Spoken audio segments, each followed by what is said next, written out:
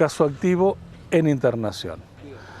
Es cierto que, pero en realidad también hace ya 2 meses prácticamente que veníamos con 0 casos, por lo tanto no había actividad tampoco. El caso que tenemos ahora está internado, se trata de un paciente de sexo femenino, sí, de 85 años, 86 años, que está cursando una neumopatía bilateral. No está en cuidados intensivos al momento. Sí, uno se entusiasma con que siga todo, digamos, en el caso 0, sin ningún caso activo, pero bueno, esto es parte también de la evolución de la pandemia. ¿Esta persona tiene las 2 dosis de la vacuna? Esta persona sí está vacunada, esa es la característica. O sea, siempre que nosotros informamos, pesquisamos, en la medida de lo posible, ¿no es cierto?, la presencia del esquema de vacunación. Bien, ¿en pacientes añosos baja el porcentaje de esta cuestión de inmunidad? Es muy relativo. Normalmente en los extremos de la vida la inmunidad a lo mejor no tiene las mismas características en cuanto a lo cuantitativo y a la permanencia en el tiempo, pero sí en los adultos mayores puede verse, depende de las comorbilidades o el estado nutricional y el estado general del paciente, alguna disminución de la producción de anticuerpos o en menor cuantía. También depende de la respuesta de la antigenicidad del inóculo. O sea, es muy complejo el tema, pero sí se suele ver a veces, comparado con grupos etarios más jóvenes, alguna pequeña diferencia. ¿Ya predomina la cepa delta en esta zona? La cepa delta está instalada en el país, está instalada en Rosario, y nosotros con la contigüidad que tenemos y la cantidad de viajes por cuestiones laborales o estudiantiles o de recreación, no sería de extrañarnos que tengamos cepa delta. No tenemos a la fecha una certeza para decir, bueno, tenemos hecho una secuenciación, tenemos el genoma del virus, bla, bla, bla, pero no sería extraño tener.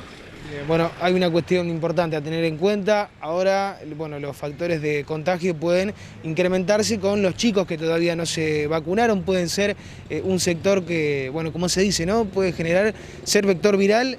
Bueno, se está empezando ya con la vacunación, o mejor dicho, se está desarrollando. ¿Qué podemos precisar en materia de estadísticas, doctor? Sí, ahora yo voy a pasar a leer porque tengo bastantes datos que lo estuvimos hablando con la referente y responsable del vacunatorio, que es Olga Antonello. Los voy a leer porque son muchos datos para decirlos con certeza y no equivocar.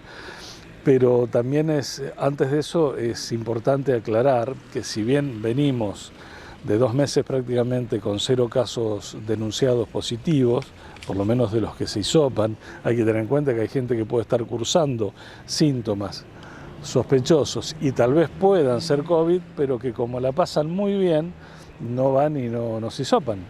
También está esa situación, o por alguna razón deciden no hacerlo.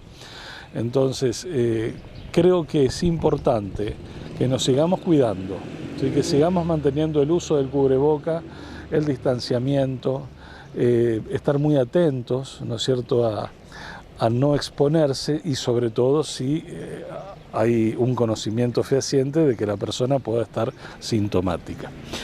Y con respecto concretamente a la vacunación, a los números que me pedías, hoy estamos en condiciones de decir que desde el 28 de diciembre del año pasado a la fecha tenemos aplicado un total de 79.217 vacunas, que se dividen en 45.469 de primera dosis y entre 33.748 de segunda, con un agregado de la tercera dosis en un número de 834 personas.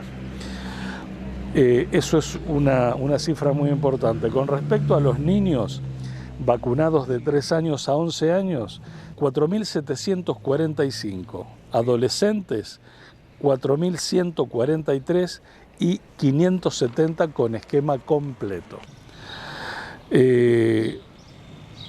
Hoy va a haber una actividad en Barrio Libertad donde se va a hacer de 10 a 15 horas, donde se va a hacer la vacunación de calendario más COVID, ¿sí? Hay vacunación libre de 18 años o más para primera dosis con Sputnik, ¿sí? Y los turnos asignados hoy concretamente son 158 para primera dosis en los grupos de 3 a 11 y de 12 a 17 respectivamente. Perfecto. Para cerrar una consulta, doctor, se habla de que combinar vacunas triplica la cantidad de anticuerpos. ¿Esto es ya fehaciente? Los estudios que vienen, esto se viene aprendiendo, como más de una vez lo repetimos, no sé si día a día, pero en el transcurso del tiempo, de meses, y ni hablar en estos 2 años o un poquito más de pandemia, pensemos en el origen, ¿no es cierto? Se han hecho infinidad de estudios y se van llegando a conclusiones. Esto que acabas de decir pareciera ser una evidencia, ¿sí? Que se generan más cantidad de anticuerpos.